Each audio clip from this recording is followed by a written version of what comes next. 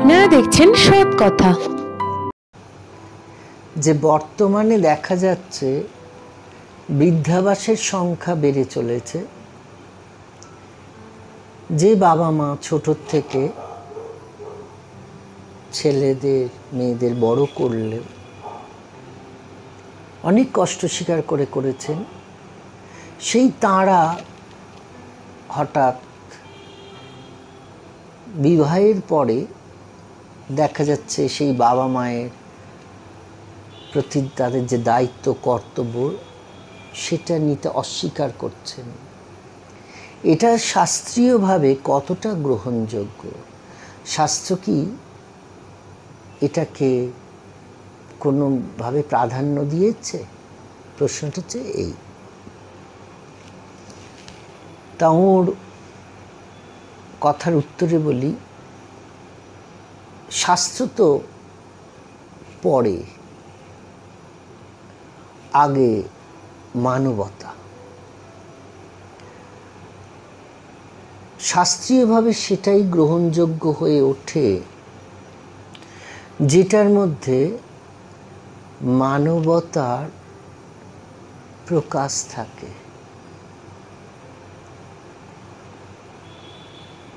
এবারে কেন হচ্ছে এটা? হচ্ছে আমরা যখন আমাদের সন্তানদেরকে প্রতিপালন করছি, তখন আমরা তাদের ছোট থেকে একটা জিনিস খুব মাথায় ঢুকিয়ে দিই যে তোমায় বড় হতে হবে, অর্থ রোজগার করতে হবে, আর খুব নাম করতে হবে। এবারে রাস্তাটা যাই হোক, এই কথা শুনে ছোটোর থেকে যে সমস্ত ছেলেমেয়েরা বড় হয়, তাদের তো মাতা পিতা আত্মীয় স্বজন এদের প্রতি কোনো টান সাময়িকভাবেই থাকে না। তারা এই ছোটোর থেকে ওইটাই শেখে, আমাকে নিজেকে দাঁড়াতে হবে এবং আমি আমার রাস্তা দেব। এবারে প্রসেনজিতের বক্তব্য, এটা হচ্ছে কেন এরকম?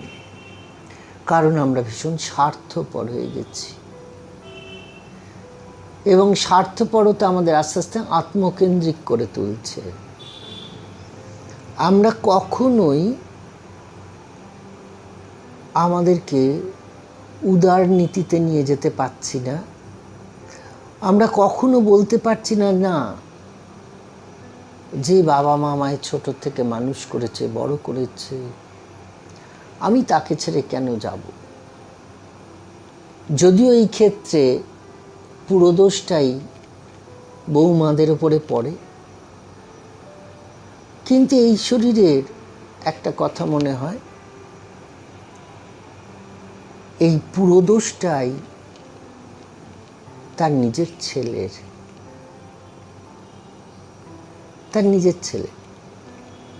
কেন?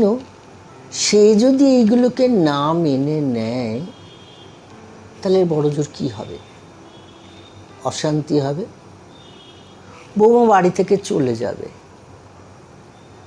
হ্যাঁ, এই রকম বৌমা থাকার থেকে তো না থাকাই ভালো।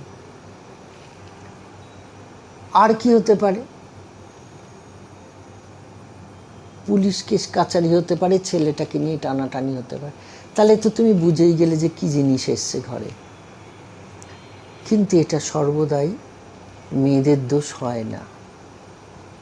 এটা আমরা ম্যাক্সিমাম ক্ষেত্রে দেখেছি যে এটা ছেলেদেরও ভেতরের একটা ভাব থাকে।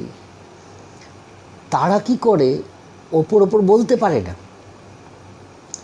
বিয়ের পরে নিজেরাই সেটেল করে আলাদা হয়ে যায়, আর অন্য লোকের কাছে গিয়ে সুন্দর করে গান গেয়ে বলে দেয় যে এখন তো ওর এটাই ইচ্ছা, বলে তার নামে দিয়ে দেয়। হ্যাঁ, আর সেও দেখে, হ্যাঁ বাবা, ঝাড় হাত পা, এই যে একটা বাঁধো ব্যাপার, এই সবাইকে দেখতে হবে, সবার জন্য করতে হবে, এইসব নেই। আমি যেমন ইচ্ছে তেমন করে চলতে পারি। এই স্বেচ্ছাচারিতা আর আত্মকেন্দ্রিকতা, এই দুটো যখন এক হয়ে যায় তখন আমাদের এই রকম অদ্ভুত মানসিকতার উন্মেষ ঘটে।